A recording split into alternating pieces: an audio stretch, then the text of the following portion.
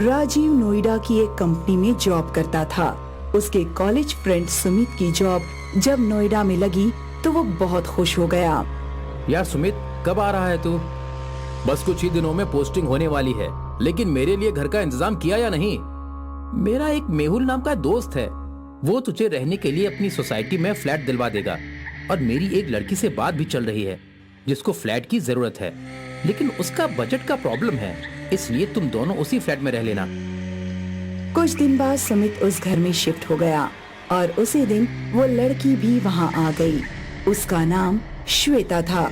उसको आए हुए कुछ ही देरी हुई थी कि मेहुल भी किसी काम से वहाँ पहुँचा और हॉल में बैठी श्वेता को देखते ही उस पर लट्टू हो गया। श्वेता भी इस बात को नोटिस कर रही थी। काफी देर तक बातचीत करने के बाद मेहुल वहाँ से चला गया और रात को जब सुमित और श्वेता अपने अपने रूम में थे, श्वेता को एक कॉल आया। हेलो। हेलो श्वेता, कैसी हो? मैं ठीक हूँ, लेकिन मैंने आपको पहचाना नहीं। कौन है आप? अरे मैं मेहुल बोल रहा हूँ यार, आवाज से पहचाना नहीं? ओह मेहुल जी, कहिए कैसे याद किया और मेरा नंबर आपको कहाँ से मिला? अरे तुम्हारा नंबर मैंने सुमित के मोबाइल से लिया था, लेकिन उसको इस बारे में पता नहीं है। तुम भी मत बताना। तुम्हारा मतलब क्या है? मतलब साफ है, तुम मुझे बहुत अच्छी लगी और अगर तुमको कोई परेशानी ना हो तो हम अपनी रिलेशनशिप स्टार्ट कर सकते हैं। सुनकर श्वेता मुस्कुराई और बोली, ठीक है, हमें इस बारे में अच्छे से बात करनी पड़ेगी, तो मिलकर बात करें। सुनकर मेहुल खुश हो गया और बोला, हाँ क्यों नहीं, बताओ, अभी मिलने आ जाऊं? अच्छा, इतना दम है? हाँ हाँ आ सकता हूँ। ठीक है, मैं यहाँ से निकलती हूँ। तुम बस मेरे साथ साथ सोसाइटी के पीछे वाले हिस्से तक चलना, फिर वहाँ चलकर हम बात कर लेंगे। कहकर उसने कॉल कट कर दिया। मेहुल चुपचाप सोसाइटी से बाहर निकला और जैसे ही उसने गेट के बाहर कदम रखा, उसको पेड़ के नीचे श्वेता खड़ी हुई नजर आई। श्वेता ने एक बार उसकी तरफ मुस्कुरा कर देखा और फिर आगे बढ़ गई। मेहुल भी आंखों में चमक लिए उसके पीछे हो लिया।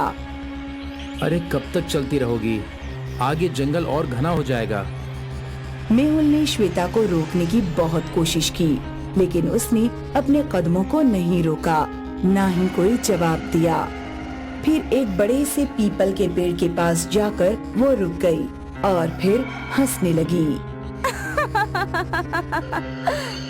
क्या हुआ, ऐसे क्यों हंस रही हो? कहते हुए मेहुल उसकी तरफ बढ़ रहा था, लेकिन श्वेता का चेहरा पेड़ की तरफ था और हंसी की आवाज तेज होती जा रही थी। Shweta, are you okay? कहते हुए जैसे ही मेहुल ने श्वेता के कंधे पर हाथ रखा तो वो एकदम से चुप हो गई और सब कुछ शांत हो गया। तभी उसने एक झटके के साथ जैसे ही पलटकर मेहुल को देखा, डर के मारे उसकी चीख निकल गई और उसकी आंखों की पुतलियां गायब हो गई थीं। उसके नाखून भी लंबे लंबे खूंखार हो चुके थे। श्वेता ने अचानक से अपना पंजा उठाया और 2 बार जोरदार वार मेहुल के चेहरे पर किए।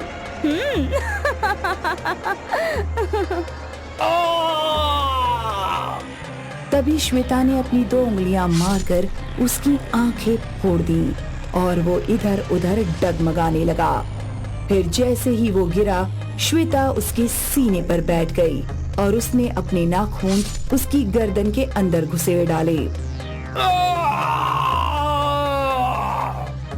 सुबह जब सुमित की आंख खुली तो उसने कुछ बर्तनों के बजने की आवाज सुनी। फिर जब वो कमरे से निकलकर ब्रेकफास्ट टेबल पर गया तो देखा कि श्वेता किचन में नाश्ता तैयार कर रही है। अरे वाह, आज तो पहली बार किचन में सुबह सुबह कुछ अच्छा बन रहा है। हाँ, आज का ब्रेकफास्ट तुम्हारा सबसे अच्छा ब्रेकफास्ट होगा। कहकर उसने 2 डिशेस लाकर उसके सामने रखी और खुद भी बराबर वाली कुर्सी पर बैठ गई। फिर जग से शेक निकालकर 2 गिलास में पलटा। सुमित ने एक डिश पर से ढक्कन हटाया तो उसमें सैंडविचेस रखे थे और दूसरी में आलू के पराठे। अरे वाह, वाकई में काफी अच्छा नाश्ता बनाया है। कहकर दोनों ब्रेकफास्ट करने लगे। तुम नॉनवेज तो नहीं खाती? No, I am pure vegetarian. ये सुनकर सुमित को बहुत अच्छा लगा। ब्रेकफास्ट करने के बाद दोनों ऑफिस चले गए। रात को दोनों ने एक साथ डिनर किया और फिर अपने अपने कमरों में पहुंच गए। उस रात सुमित को काफी देर बेड पर लेटने के बाद भी नींद नहीं आई। एक अजीब तरह की स्मेल आ रही थी। जैसे ही उसके कानों में कुछ बर्तनों के गिरने की आवाज पहुंची तो वो बेड से उठकर बाहर निकला। किचन में उसे कोई नजर नहीं आया तो वो श्वेता के कमरे की तरफ चला गया, लेकिन अंदर घुसने से पहले ही उसने की होल से झांक कर देखा तो उसके रोंगटे खड़े हो गए। उसने देखा कि श्वेता जमीन पर बैठी हुई है, उसी डरावने अवतार में जिसमें उसने मेहुल को मारा था, और वो जमीन पर बैठी हुई कच्चा मांस खा रही है। ये तो बहुत भयानक है, मुझे कुछ करना पड़ेगा।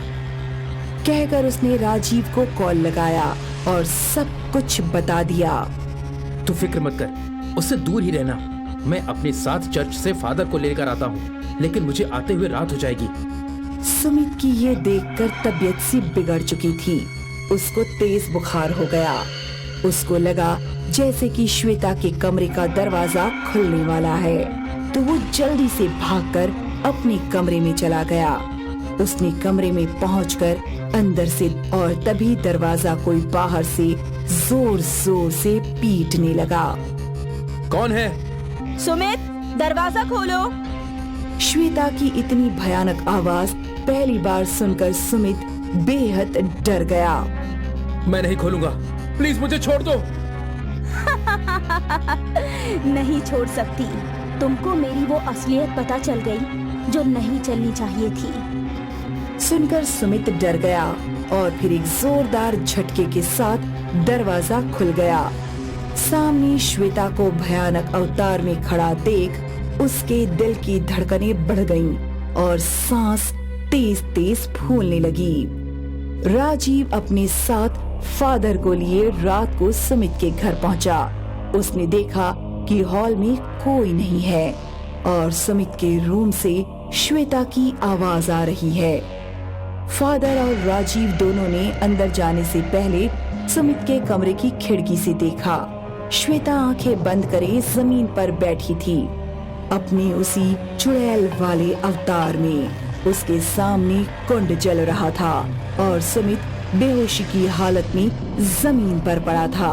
श्वेता ने अपनी आंखें खोली और कुछ मंत्र पढ़कर बोली, काल रात्रि देव, आज तक मैंने आपको कितने लोगों की बलि दी है, लेकिन आज एक 22 साल के जवान लड़के की बलि दे रही हूँ। इसको स्वीकार करके मेरी शक्तियों को और बढ़ा देना।